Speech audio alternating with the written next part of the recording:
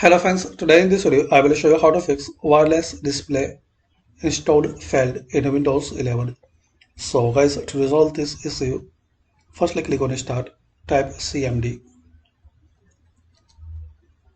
right click on Command Prompt, run as administrator.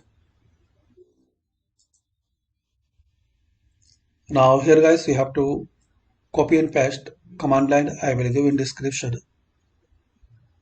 So right click on top bar, edit and paste here. So once you paste here guys, it will take a couple of minutes to completing this issue, and once you successfully complete, close it and restart. Hopefully guys, after restart you can fix and you can resolve wireless display installed failed in Windows 11.